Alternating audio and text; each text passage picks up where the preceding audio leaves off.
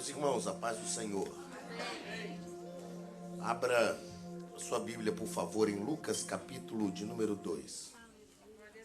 Evangelho escrito por Lucas, capítulo de número 2. Eu quero ler o texto que está a partir do versículo 40. Lucas, capítulo 2, a partir do versículo 40. O texto diz assim: Crescia o menino e se fortalecia, enchendo-se de sabedoria, e a graça de Deus estava sobre ele. Ora, anualmente iam seus pais a Jerusalém para a festa da Páscoa. Quando ele atingiu 12 anos, subiram a Jerusalém, segundo o costume da festa. Terminados os dias da festa, ao regressarem, permaneceu o menino Jesus em Jerusalém, sem que seus pais o soubessem. Pensando, porém, estar ele entre os companheiros de viagem, foram caminho de um dia, e então passaram procurá-lo entre os parentes e os conhecidos. E não o tendo encontrado, voltaram a Jerusalém à sua procura. 3 dias depois o acharam no templo, assentado no meio dos doutores, ouvindo-os e interrogando-os. E todos os que ouviam, muito se admiravam da sua inteligência e das suas respostas. Logo que seus pais o viram, ficaram maravilhados. E sua mãe lhe disse: Filho, por que fizeste assim conosco? Teu pai e eu, aflitos, estamos à tua procura. Ele lhes respondeu: Por que me procuráveis? Não sabíeis que me cumpria estar na casa de meu pai? Não compreenderam, porém, as palavras que lhes dissera. E desceu com eles para Nazaré, e era-lhes submisso. Sua mãe, porém, guardava todas estas coisas no coração. E crescia Jesus em sabedoria, estatura e graça diante de Deus e diante dos homens. Amém? Podeis assentar, meus irmãos. Eu quero, antes de ministrar a palavra que Deus colocou em meu coração, eu quero louvar a Deus pela oportunidade que o Senhor nos concedeu de estar com os irmãos aqui mais uma vez. Quero glorificar o nome do Senhor por esta igreja. Nós estamos de retorno ao Brasil daqui a alguns dias, na quarta-feira da semana que vem, não da semana que começa hoje. Então acredito que hoje é o último culto que eu participo aqui com os irmãos. Nós vamos atender ainda algumas agendas no ministério e na quarta-feira da próxima semana nós retornamos ao Brasil. Eu quero louvar a Deus pela vida dos irmãos, dos obreiros que nos receberam aqui. Quero glorificar a Deus por esta igreja. Quero louvar a Deus pela vida do pastor Elias, da irmã Amanda, que estão atendendo outro trabalho hoje, mas as meninas estão aí. Então está representado, né, Bela? A família. O pastor Elias mais uma vez nos recebeu em sua casa, com a irmã Amanda, as meninas. E nós louvamos muito a Deus pela vida de vocês, viu, Lu? Muito a Deus. A gente acaba virando família e brinca muito. Mas glórias a Jesus pela vida de vocês. Maria Luísa, Isabelle e a nossa, cadê a Julie? Está lá em cima, né? Com as crianças. Deus abençoe vocês de forma poderosa. Querendo Deus, dentro de alguns meses nós retornamos. E acredito que de forma definitiva para passarmos um bom tempo com os irmãos aqui na América. Eu quero louvar a Deus também pela vida do Joab. Joab, nós temos que tomar um café essa semana, né, Joab? Antes de eu ir embora. E Joab é uma bênção na nossa vida também. Glórias a Jesus por este culto, por esta noite, pelo culto dos adolescentes, que é liderado aqui pelo nosso querido irmão Paulo César, que está aí trabalhando com essa turma, não é? E eu orei e pedi a Deus uma palavra para meditar com os irmãos nesta noite. E o Senhor ministrou, trouxe esse texto ao meu coração. Então eu quero trazer uma palavra. Obrigado. Você aqui é meu companheiro de viagem com as pregações aí, ó. Eu prego e ele canta. É bom que ele canta bem e aí já fica fácil pra gente depois. Eu quero pensar com os irmãos, meditar com os irmãos numa palavra. E é claro que nós estamos num culto público da igreja. A palavra de Deus vem para todos nós. Mas eu quero ministrar uma palavra bem voltada para os adolescentes. Bem para os adolescentes. Então eu quero contar com a atenção de vocês, pelo menos uns 30 minutos, 40 minutos aqui. Porque o Senhor colocou em meu coração meditar numa palavra bem voltada para vocês. Eu sei que o mundo passa, ou as coisas do mundo vão passando, evoluindo, e vão acontecendo, e a gente percebe, ao longo dos anos, o que eu chamo de abismos entre as gerações. Existem abismos entre as gerações. Quando eu paro para olhar para a minha geração de adolescentes, tem um abismo, não é só um abismo de tempo, porque já tem um de tempo também, não é? A Bela ali com 14 anos, eu tive 14 anos há 32 anos atrás, quase 33. Ou seja, já tem muito tempo. Não é? Mas existe um abismo também cultural, e principalmente nós, brasileiros, estando nos Estados Unidos, por mais que a gente tente, um dia eu estava lá na casa do evangelista Cleberson, a gente estava conversando sobre isso, por mais que a gente tente implantar uma cultura brasileira dos nossos filhos, principalmente os que nasceram aqui, esta é a pátria deles. Esta é a primeira língua, o inglês é a primeira língua deles. Não tem como a gente fugir disso. E nós, então, somos desafiados, quem mora aqui na América, uma comunidade como a nossa comunidade brasileira, a igreja brasileira, ela é desafiada por estes desafios, por estes abismos que existem. Criar os filhos a partir daquilo que é a nossa cultura, daquilo que nós aprendemos, mas também lutar com uma cultura que é diferente da nossa. Uma coisa é certa, a igreja precisa prevalecer. A igreja precisa ir adiante. A igreja precisa continuar caminhando. O salmista, no Salmo 145, se não me falha a memória, ele diz que uma geração louvará a outra geração as tuas obras. Falar-se-á dos teus poderosos feitos, e anunciarão aos filhos dos homens o louvor da glória da tua majestade. Então, a nossa grande responsabilidade, grande desafio, é realmente transmitir a esta geração, a vocês, a esta geração de adolescentes agora, transmitir a vocês o prazer de servir ao Senhor, o prazer de servir a Deus. Eu sei que muitas vezes a vida cristã parece algo monótono, chato, parece algo ruim, algo que está sempre nos obrigando a abrir mão de alguma coisa.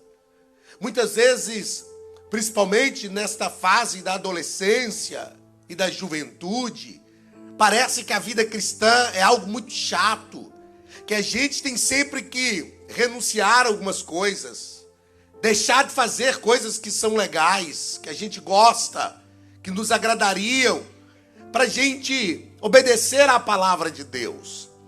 Eu aprendi que isso não é a vida cristã.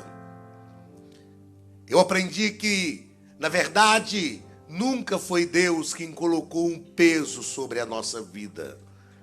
Infelizmente, às vezes até como líderes, como gestores que somos, como líderes da igreja, por ter, talvez, em algumas situações, até um grande zelo para que as pessoas não se percam, para que a vida das pessoas estejam envolvidas pela palavra de Deus, principalmente dos nossos filhos. Às vezes nós, como pais, e eu penso que a minha fala aqui hoje representa a fala de pai, porque eu tenho filhos adolescentes também.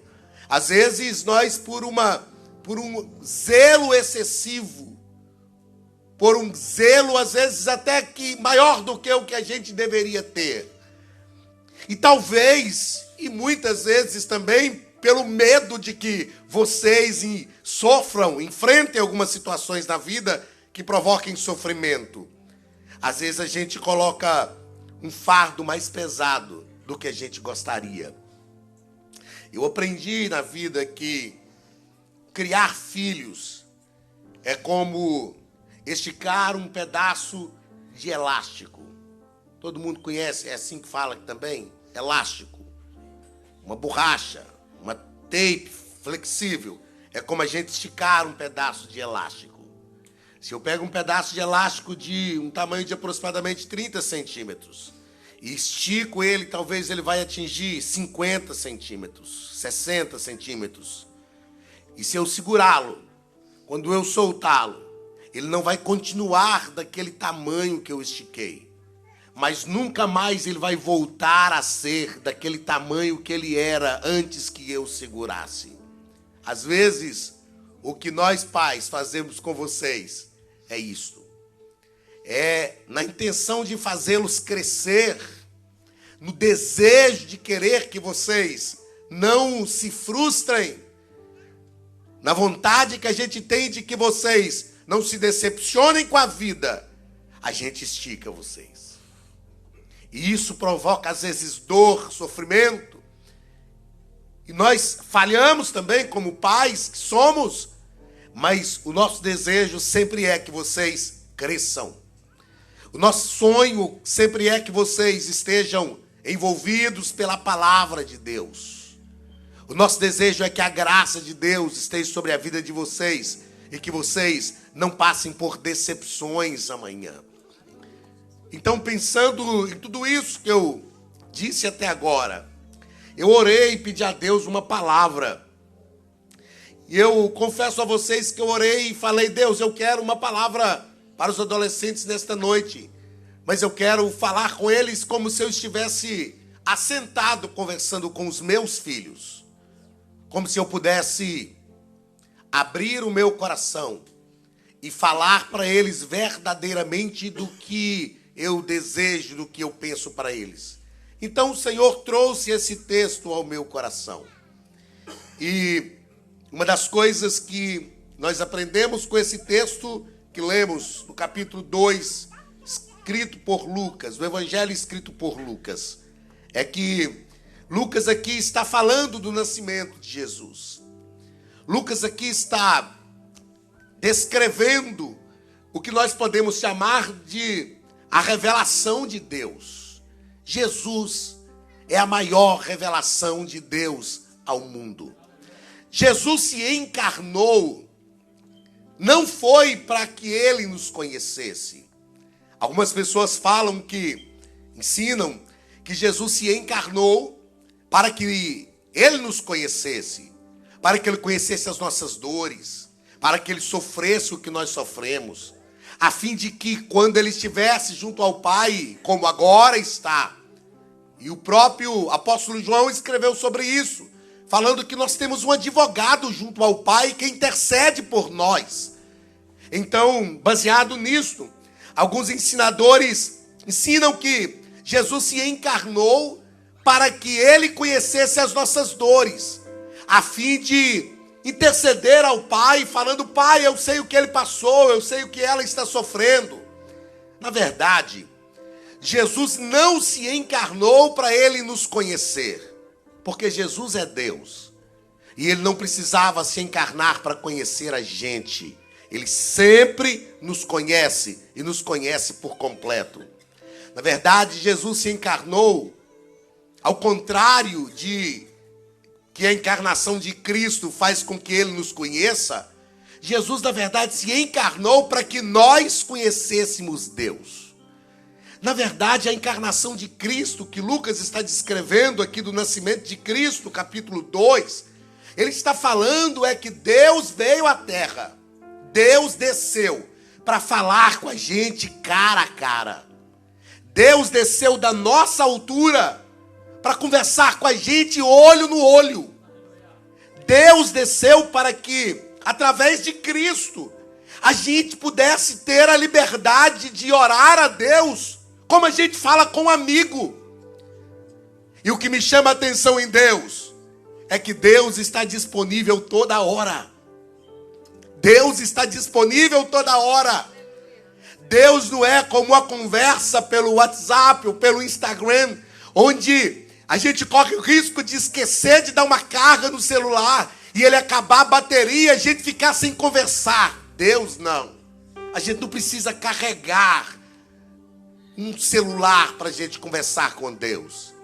A gente só precisa saber, Ele está aqui. Ele está disponível. A gente só precisa entender, Deus já veio no meu mundo. Isso é algo maravilhoso. E algo que me emociona. Saber que Deus deixou o mundo dele só para vir no nosso mundo. A gente saber que Deus saiu do mundo dele e veio no mundo da gente para fazer a gente conhecê-lo.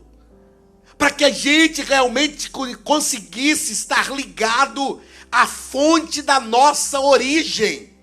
Porque estar em Deus é isto. É estar ligados à fonte da nossa origem. Isto é estar em Deus. E aí Lucas, quando vai escrever sobre esta revelação de Deus, ele começa falando sobre a vida de Jesus. Ele descreve o nascimento de Jesus desde o capítulo 1. E me chama a atenção que depois de falar sobre os anjos que conversou com os pastores a respeito de Jesus, depois de descrever a apresentação de Jesus no templo, Lucas vai fazer uma descrição, e ele é o único evangelista que descreve parte da adolescência de Jesus. Eu não sei porque os outros evangelistas não fizeram isso. Eu não sei porque Mateus, por exemplo, que era judeu, não fez isso. Eu não sei porque João, que era judeu, também não fez isso. Mas Lucas resolveu descrever parte da adolescência de Jesus. E ainda bem que Lucas fez isso. Porque se Lucas não descrevesse parte da adolescência de Jesus, as únicas informações que a gente teria de Jesus eram as informações do seu nascimento e depois as informações já do seu ministério, já com 30 anos de idade, na fase adulta. Aí Lucas, eu imagino, porque eu leio a Bíblia assim, eu penso que o Espírito Santo falou ao coração de Lucas dizendo assim: escreve parte da adolescência do meu filho, porque isto vai servir para muitas pessoas na fase mais difícil da sua vida. A adolescência é a fase mais difícil da nossa vida. A adolescência é a fase que nem a gente entende direito. A adolescência é a fase que nem a gente sabe porque às vezes toma algumas atitudes. Nem a gente sabe porque às vezes dá algumas respostas. É uma fase muito importante da nossa vida, a mais importante. Porque ela faz a transição da nossa infância para a fase da juventude. E na adolescência, seria bom se todos nós, se eu conseguisse ter imaginado isso quando eu era adolescente. a minha vida teria sido melhor. Mas não dá para ser assim, porque na adolescência a gente não consegue. Estão acontecendo tantas coisas na nossa vida. A própria ciência explica. Estão acontecendo tantos fenômenos na nossa vida, tantas explosões hormonais, tantos sentimentos que estão acontecendo, que a gente não consegue parar e raciocinar direito nas outras coisas que estão à nossa volta. Porque o nosso corpo é tomado por este fenômeno da adolescência e a gente só consegue viver aquilo. Eu confesso a vocês que eu gostaria também de ter aprendido algumas coisas sobre a adolescência, enquanto os outros filhos eram adolescentes. Eu falo para Débora, que é a única, que é a mais nova, que está ali atrás, me olhando e rindo. Eu falo com ela que ela é a mais sortuda entre todos os irmãos dela, porque ela conseguiu viver a adolescência dela no momento que a gente já conhece um pouco mais disso. Por que nós, como pais, erramos tanto na adolescência dos filhos? Porque eles passam por esta fase, que é uma fase perturbadora. Eu parei de chamar a adolescência de aborrecência. Eu parei, porque é uma fase perturbadora de verdade. Mas ela é mais perturbadora para o adolescente do que para o pai, do que para a gente. A gente quer que vocês façam aquilo que a gente sabe que é o melhor. Mas eu descobri também que a gente precisa ter muita paciência, porque a gente sabe que é o melhor. Vocês não. E vocês nem precisam saber que é o melhor, porque vocês não atingiram a maturidade ainda para saber o que é o melhor. Agora, uma coisa vocês adolescentes precisam fazer, e isso dá para fazer, é confiar nos pais. É confiar quando a gente fala, passa por esse caminho, vai neste lugar. Porque se o mundo inteiro abandonar vocês, nós estaremos lá. Se o mundo inteiro, por mais bravo que um pai e uma mãe seja, se o mundo inteiro virar as costas para vocês, nós estaremos lá. Se ninguém estiver ao lado de vocês, nós estaremos lá. Porque, embora a adolescência seja uma fase realmente difícil, nós continuamos amando os filhos, mesmo na adolescência. A gente sabe. E eu me alegrei muito durante este culto, ao ver vocês, os adolescentes, aqui cantando, participando do culto. A gente sabe que Deus tem promessas gloriosas sobre a vida de vocês. A gente sabe que Deus vai cumprir estas promessas. A gente sabe que todas as dificuldades da adolescência vai passar. A gente sabe, tem certeza que vocês vão vencer todos os desafios. Aleluia, aleluia. E a gente vai estar ao lado de vocês para ver vocês vencerem, serem vitoriosos. E o nome de Jesus será glorificado. Vocês vão viver coisas que nós não vivemos. Outra coisa que eu aprendi na minha vida, na maturidade, é que Deus não realiza todos os sonhos de nós que somos pais. A nós, pais que aqui estamos, escute isso, porque essa é uma verdade que eu aprendi e que Deus já falou comigo. Nós temos muitos sonhos. E existem sonhos que nós temos que Deus não vai realizar. E Deus não vai realizar não é porque nós falhamos, não é por causa de pecado nosso, não. É porque Deus sempre realiza sonho dos pais nos filhos. Existem sonhos que os pais sonham e que parece que eles são nossos. E Deus deixa a gente entender que eles são nossos. Mas na verdade são sonhos que Deus vai realizar nos nossos filhos. E isto é bíblico. Quando Deus chamou Abraão, por exemplo, Deus falou com Abraão: eu farei de você uma grande nação.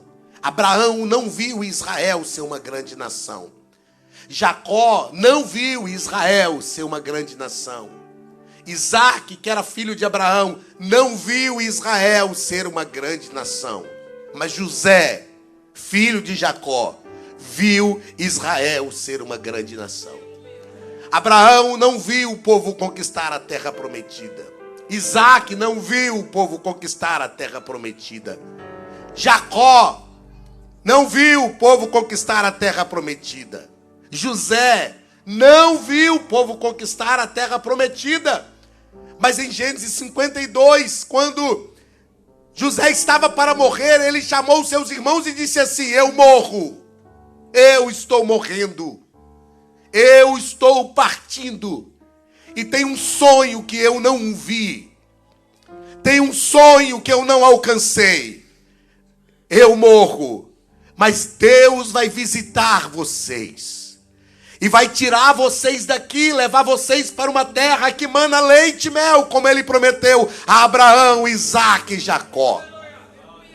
E vocês vão me prometer que quando Deus tirar vocês do Egito, vocês vão levar os meus ossos para serem sepultados em Canaã.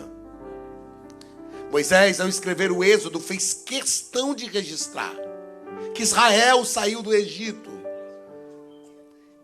e que eles foram para o deserto em direção à terra prometida. Mas Moisés diz assim: e eles levaram os ossos de José para serem sepultados em Canaã. Imagine um povo caminhando e eles carregando um caixão. Imagine eles caminhando no deserto e carregando um caixão, uma urna com os ossos. Imagine os filhos adolescentes perguntando para os pais: que caixão é esse? Que urna é essa? Que ossos são esses? Imagine os pais respondendo: isto é a nossa esperança. Isto é a nossa esperança. Deus está nos levando para uma terra. E teve um dos nossos pais, José. Ele nos trouxe para o Egito. Ele foi fiel a Deus durante a sua infância, durante a sua adolescência.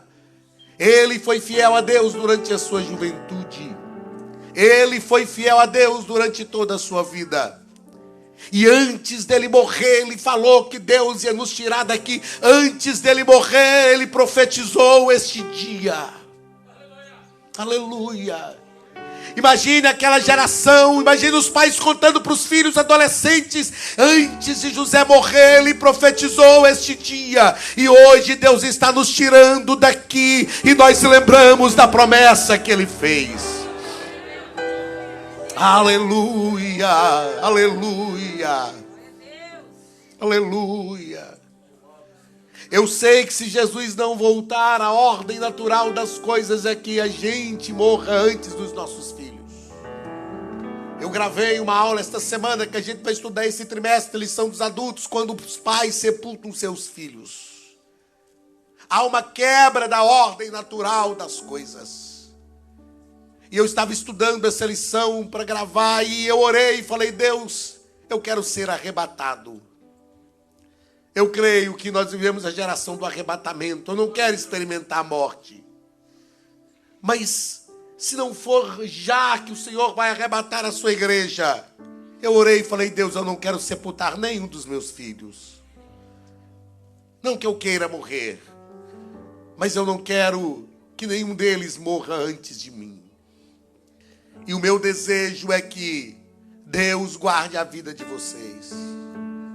O meu desejo é que Deus faça vocês viverem. E que vocês, quando chegar a minha hora de partir, que vocês vivam muito tempo mais. Mas o meu desejo é que um dia vocês olhem para o passado e vejam o culto de hoje. E lembrem assim: teve um dia que teve um pregador que profetizou coisas de Deus sobre a minha vida. Ele já morreu, ele não está mais com a gente. Ele já partiu, mas tem uma profecia dele que ainda está de pé.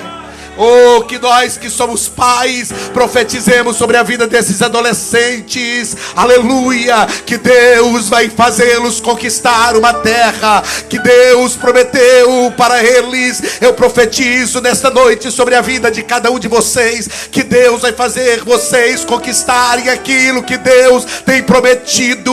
E um dia, aleluia, daqui a 100 anos talvez, se eu não estiver mais aqui, vocês ainda estiverem, que vocês olhem, quem sabe como eu faço hoje, olhando algumas coisas em vídeos, como eu achei esses dias um vídeo em que eu preguei em 2009, a primeira vez que eu vim dos Estados Unidos, novinho, cabelo pretinho, magrinho ainda. Quem sabe vocês vão achar esse culto lá na página da igreja de Framingham e vão dizer assim: teve um dia que aquele pastor profetizou sobre a nossa vida, que a gente ia conquistar aquilo que Deus prometeu para nós. Ele já morreu, mas a memória dele está viva na nossa mente.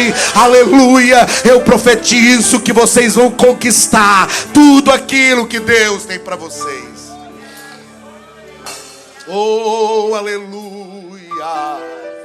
Aleluia. Aí Lucas diz no versículo 40: e crescia Jesus e se fortalecia, enchendo-se de sabedoria e a graça de Deus estava sobre ele. O que Deus quer para vocês é que vocês cresçam. Cresçam. Na verdade, crescer é algo muito natural. Deus já fez a gente para crescer. Só que Lucas está dizendo não só que Jesus crescia. Lucas está dizendo que Jesus crescia e se fortalecia. Tudo que cresce sem se fortalecer morre muito rápido. Deus não quer que vocês só cresçam. Deus quer que vocês cresçam, mas cresçam fortes. Aí Lucas diz: Jesus crescia, mas ele também se fortalecia, enchendo-se de sabedoria. Eu fui anotando um monte de coisa aqui que eu não vou pregar, mas eu penso que Deus aí nos dá a oportunidade de fazer um seminário com os adolescentes para ministrar tudo aquilo que eu anotei aqui, que Deus foi propondo ao meu coração.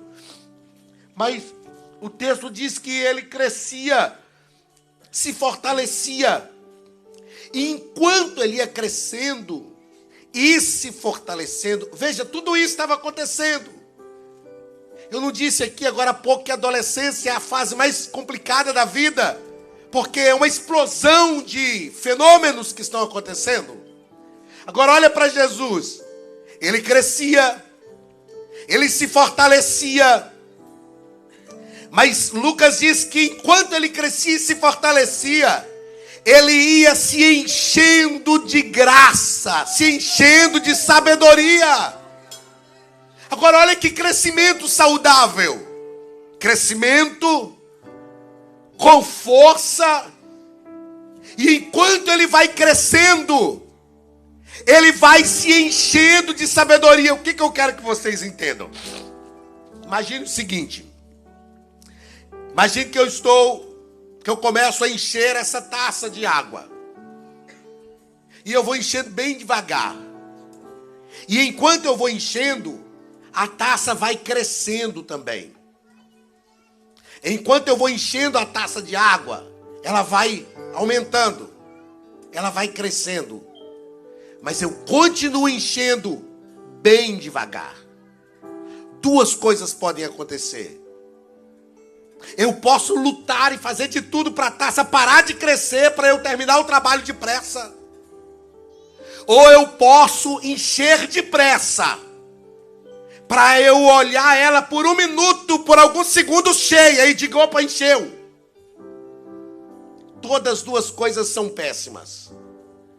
Se eu impeço o crescimento dela, para eu terminar o trabalho, para ela encher logo, eu limito a taça. Talvez ela podia ser muito grande, mas eu limitei. Se eu encho ela de uma vez, e olho para ela por 10 segundos cheia e digo, uau, encheu, que bom, pronto, cumpri a minha tarefa. E ela continua crescendo, daí a pouco ela está vazia. Porque eu enchi enquanto ela estava pequena. Mas ela cresceu e eu não continuei enchendo. Lucas está dizendo o seguinte, que Jesus crescia. Olha, isso aqui dá a ideia de continuidade. Jesus se fortalecia. Enquanto ele crescia, enquanto ele se fortalecia, ele também ia se enchendo de sabedoria. Ou seja, quanto mais nós crescemos, mais nós devemos nos fortalecer. E mais sabedoria de Deus sobre a nossa vida nós precisamos. O interessante é que a gente não para de crescer nunca. Nunca. Então isso quer dizer que a gente tem que se fortalecer sempre. E estar sempre se enchendo de sabedoria. Sabedoria não é inteligência. Sabedoria não é conhecimento. Sabedoria é condição para aplicar bem o conhecimento adquirido. Tem muita gente que tem muito conhecimento, mas o conhecimento que eles têm não adianta de nada, porque eles não sabem aplicar o conhecimento que têm. Conhecimento sem sabedoria é inútil, não serve para nada. A minha oração por vocês, adolescentes, é que, primeiro, ninguém impeça o crescimento de vocês. Segundo, é que vocês continuem crescendo e se fortalecendo. E terceiro, que vocês sejam cheios de sabedoria de Deus. Aí Lucas diz, e a graça de Deus estava sobre ele. Graça. Graça. A graça é um dom de Deus. Nós às vezes definimos a graça como um favor. Mas a graça não é um favor. O favor é a concessão da graça. Deus nos concede a sua graça pelo seu favor. Quando Deus nos concede a graça, nós recebemos um favor que não merecemos. Daí sim, graça como um favor imerecido. Mas a graça não é um favor, a graça é um dom. A Bíblia chama a graça de dom da graça. O que é um dom? Um dom é o que faz a gente executar uma tarefa. Por exemplo, eu não consigo pedir aqui o Zaqueu. Fala, Zaqueu, levanta daí e deixa eu tocar. Eu não consigo fazer isso. Por quê? Eu não tenho este dom. Eu não sei tocar. E o dom é algo interessante. As mesmas teclas que o Zaqueu pressiona e que produzem um som harmônico, porque ele tem o dom para isso. Se eu pressionar, não é nada. Ninguém para ouvir. Agora, por que o mesmo teclado que ele consegue agradar os ouvidos da gente, a mesma guitarra que ele consegue agradar os ouvidos da gente, se eu pegar o mesmo instrumento, eu não consigo fazer? Simplesmente porque eu não tenho o dom. Então não adianta a gente tentar fazer alguma coisa que Deus não nos dotou, não nos deu o dom para isso. É bobagem. A gente não tem o dom, então a gente não faz. Agora, Lucas diz que a graça de Deus estava sobre ele. Lucas está dizendo assim, o dom da graça estava sobre Cristo. E tudo que ele fazia movido pelo dom da graça. E tudo que a gente faz movido pelo dom da graça, a gente realmente consegue fazer. Porque não somos nós que estamos fazendo, é o dom da graça de Deus que está sobre a nossa vida. Então sabe o que vocês precisam, adolescentes? Suplicar a Deus dizendo, derrame a tua graça sobre a minha vida.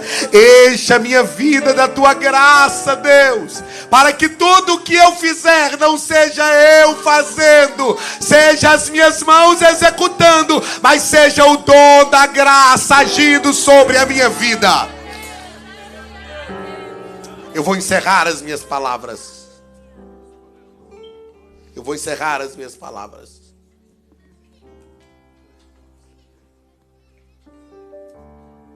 Glórias a Jesus. Fazendo uma pergunta para os adolescentes, só para vocês. Quantos de vocês, adolescentes, nossos filhos aqui da igreja, que nasceram aqui, que são americanos, nasceram aqui, levanta a mão assim para eu ver. Mas levanta assim, ó, levanta a mão assim, ó, lá no alto assim, ó, lá no alto. 3 dos que estão aqui. Os demais que não são americanos, só de documento, né? Porque, de fato, de primeira língua, eu acredito que é a maioria de vocês. Eu quero que vocês entendam uma coisa hoje. Os que são nascidos aqui e também os que não são. Deus nos dotou, e Deus dotou vocês de graça e de sabedoria. É isso que Deus tem para a vida de vocês. O que Deus quer é que vocês alcancem a geração de vocês. Hoje eu tenho quase 47 anos. Em algumas situações, os adolescentes não querem nem parar para me ouvir. Porque eles vão acreditar assim, são palavras de um velho que é pai. E ele vai dar na gente uma lição de moral. Eu sei disso. Não adianta eu lutar contra isso também. Mas eu sei que vocês, eles param para ouvir. Tem um monte de adolescentes aí fora, depressivos, se mutilando, com vontade de tirar a própria vida.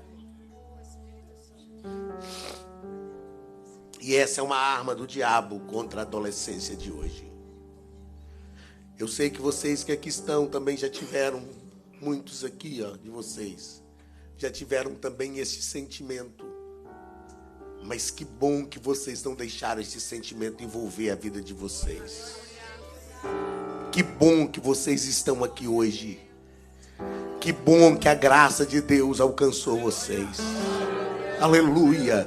Eu glorifico a Deus porque vocês estão cantando, adorando, glorificando, bendizendo o nome daquele que vive, daquele que reina, daquele que é o Senhor dos senhores, daquele que é o Rei dos reis. E eu quero dizer a vocês essa noite que Deus tem um plano muito especial para a vida de vocês. Deus tem um plano muito especial para a vida de vocês. Deus quer que vocês alcancem os outros adolescentes que estão lá fora, aleluia, que não conhecem Jesus, que não conhecem a palavra de Deus, mas que vão ouvir a voz de vocês. O que o Espírito de Deus quer é que vocês sejam tão cheios e estejam tão satisfeitos com o Senhor. E eu estou aqui nessa noite para dizer a vocês que eu passei a minha adolescência inteira na igreja. Eu comecei a pregar ainda na minha adolescência, eu tinha 16 anos de idade. Aos 15 anos de idade eu tive a minha mais profunda experiência com Deus, porque eu sofri uma crise espiritual aos 15 anos, e eu fui para a igreja um dia, dizendo que eu ia despedir dos irmãos. Eu me lembro como se fosse agora. Eu fui para um culto dizendo, hoje vai ser o meu último culto, hoje eu vou me despedir da igreja, eu não quero mais ser crente. E quando eu cheguei naquele culto, o Espírito de Deus me abraçou de uma forma tão profunda, como eu estou sentindo o calor do Espírito de Deus aqui hoje.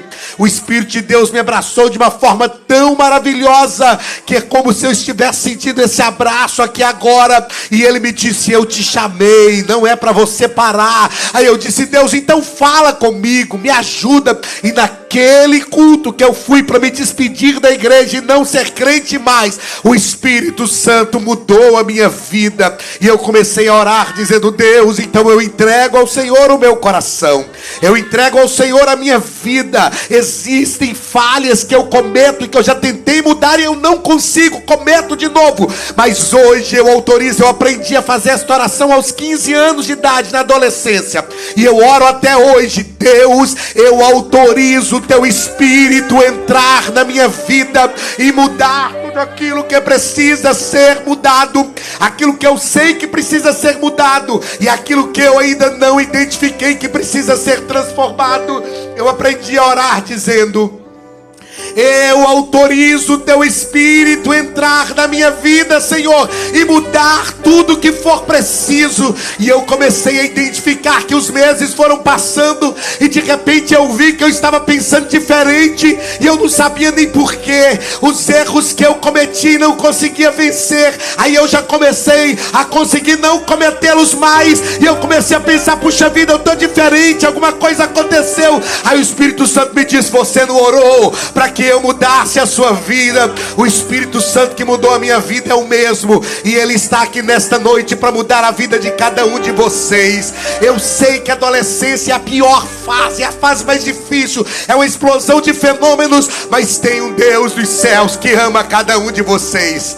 Tem um Deus dos céus que se importa com a felicidade de cada um de vocês. Tem um Deus dos céus que quer que vocês estejam felizes. Tem um Deus dos céus que não está importando só com a adoração de vocês aqui. Saiba disso. Deus não quer só que vocês estejam aqui cantando, não. Deus quer que vocês estejam bem, felizes, realizados. Tem um Deus do céu que se importa com a vida de vocês em todas as áreas. E eu garanto para vocês uma coisa, isso eu posso falar, porque eu já passei por aí. Se vocês confiarem em Deus dizendo: a minha vida é tua, eu vou confiar no Senhor, eu vou entregar a minha vida nas tuas mãos, eu vou deixar o Senhor realizar na minha vida a tua vontade. Vai acontecer na vida de vocês aquilo que vocês nem imaginam. O Espírito Santo vai envolver vocês e vai fazer com vocês o que Ele fez com Jesus. Todos admiravam a sua inteligência. Todos admiravam a sua inteligência e as suas respostas, porque a graça de Deus estava sobre ele. Eu quero convidar a igreja para ficar de pé. Aleluia. Eu quero convidar os adolescentes que venham aqui à frente, por favor, todos vocês. Aleluia. Aleluia. Vocês são uma bênção para a igreja. Vocês são uma bênção para o reino de Deus. Nunca deixe o diabo falar o contrário com vocês. Nunca deixe nenhum pensamento, qualquer pensamento que for diferente deste, é o diabo. E contra o diabo, só o poder do sangue de Jesus. Vocês são uma bênção. Vocês são uma bênção. Aleluia. Aleluia. Aleluia. Aleluia. Glória a Deus. Aleluia. Tudo bem, vem cá, por favor. Olha aqui pra mim, minha filha, ó, você. Vem cá. Vai dar tudo certo, viu? Vai dar tudo certo. Fique tranquila, vai dar tudo certo. Isso, vai dar tudo certo. Acalma seu coração, tá? Acalma seu coração. Seu coração é muito novinho ainda, muito pequeno. Vai dar tudo certo. Vai dar tudo certo. Oh, alabaraga, darabagai. Aleluia. Uremandala gasuri andarabagai. Urecala basura mandarabagai. Aleluia. Meu desejo Urecalabassuri andarabandarabassuri que andaramandalabagai. Queria que você estendesse as suas mãos aqui para frente e fizesse uma oração. Enquanto o grupo de louvor estiver cantando, eu quero que você faça uma oração.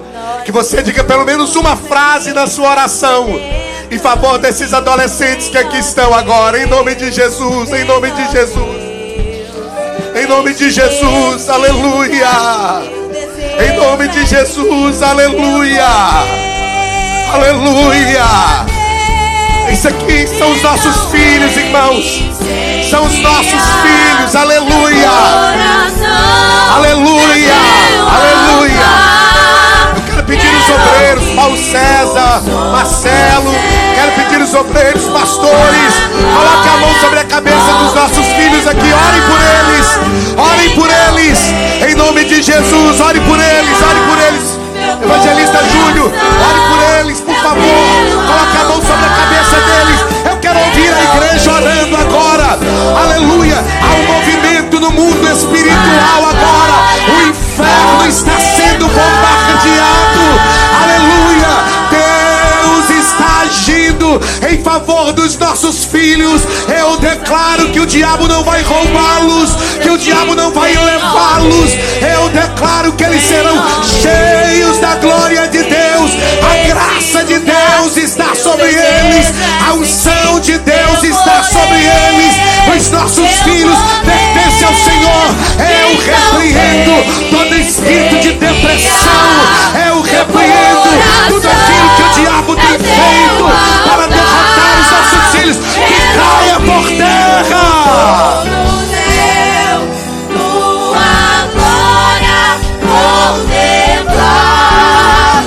Então vem me incendiar. Meu coração é o teu altar.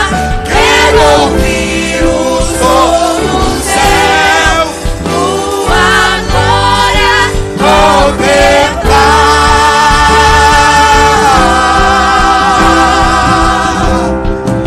Oh, aleluia!